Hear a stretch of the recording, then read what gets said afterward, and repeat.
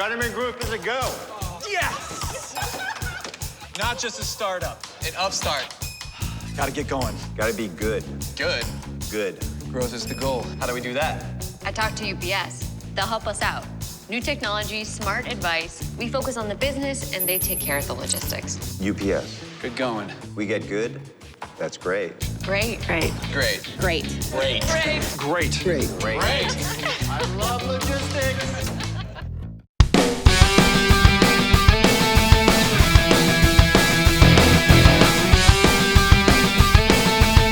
Welcome to another edition of Zips Weekly. I'm your host, David Suntup. We'll take a look back at the past week in Zips athletics, including Akron women's basketball's games against Ball State and at Central Michigan, and the men's basketball team's 2-game road trip.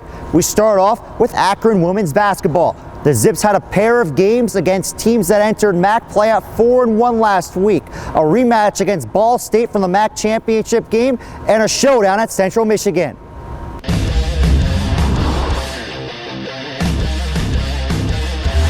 The Zips lost to Ball State 77-73 last Wednesday after not scoring a field goal over the final 3 minutes. The game had 8 ties and 5 lead changes, with neither team holding a lead of more than 8 points. Sienna King tied her career high with 29 points and pulled down 11 rebounds, the second time in 3 games that King scored 29 points. Anita Brown chipped in 17 points, while Dee Gibson added 8 points and 11 rebounds. The loss put the Zips at 14-3 and 4-2 in the MAC.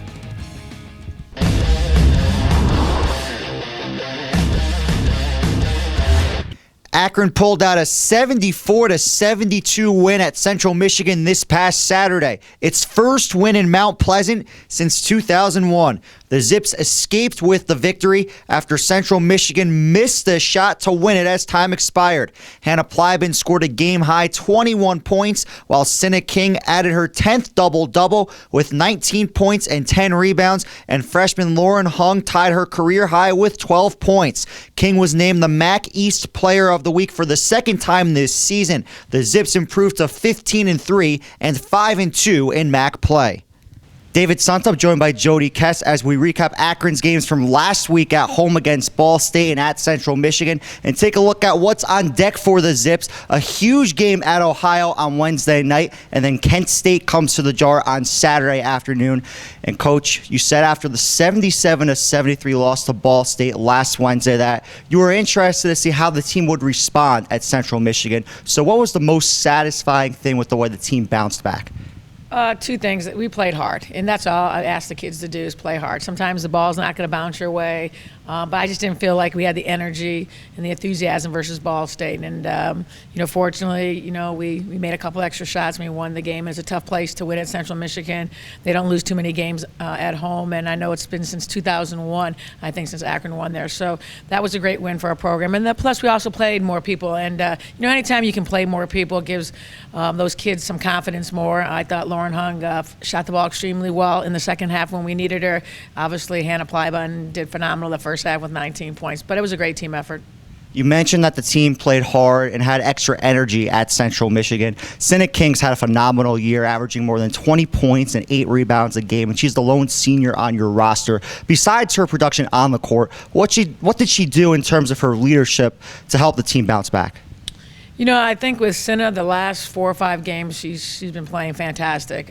Sharing the ball, getting points different ways other than just relying on her outside shot. She's getting to the line, getting offensive rebounds, getting assists, just doing a lot of things better right now than she was earlier in the year. And all she wants to do is win, and I think she's really enjoying this, with such a young team that we have. 74-72, 1.9 seconds left at Central Michigan. They had the ball with a chance to tie or win the game. What was the strategy on that last possession? Don't allow them to score.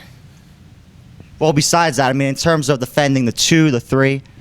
Well, we obviously, we didn't want to lose the game, and so we wanted no threes. We talked about that in possession before. We didn't want, Bradford to beat us, so we thought about double teaming her. And, we tried to defend it a little bit differently than we did at Toledo.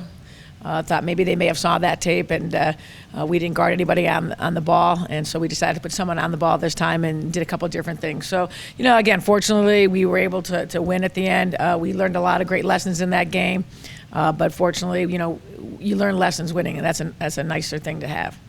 You have Ohio on Wednesday night in Athens. They're 6-1 in MAC play, second in the conference in points per game behind you guys, and also second in the conference in points per game allowed. What do you guys need to do to come away with the victory against the Bobcats that you didn't do in the 2 games last week? Well, their help defense is fantastic. They'll double and triple team the post, so we're going to have to shoot the ball well. We're going to have to make a lot of great decisions. Our passing has to be good. We need to, on the defensive end, do a really good job of one and done. Obviously, we score more points off of misses. They're getting back in transition. I think their transition defense on makes is fantastic, and so we're going to have to tweak a couple different things here and there, but it's going to be on the defensive end. Coach, thanks for the time and best of luck against Ohio and Kent State. All right, thank you.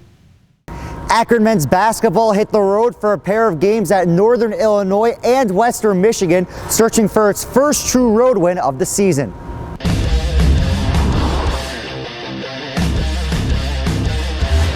Akron fell at Northern Illinois 64-61 last Wednesday. The Huskies started the game on an 11-2 run, and the Zips trailed almost the entire game. Coach Dambrot's squad struggled on offense after shooting just 36% from the floor and 31% from downtown. Kawan Cheatham led the Zips with 13 points, while Niles Evans had 9 steals, the most he's had in a game in his 2 seasons with the Zips. The loss dropped Akron to 12-6 and 3-2 in the MAC.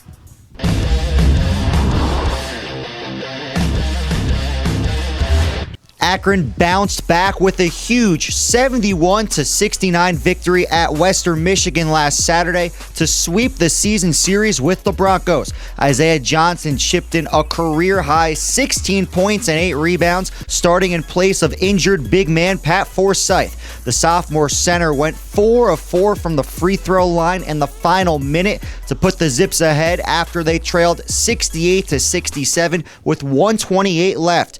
Noah Robotham added 12 points and 6 rebounds, while Reggie McAdams led the reserves with 9 points on 3 triples. The win moved the Zips to 13-6 and 4-2 in MAC play.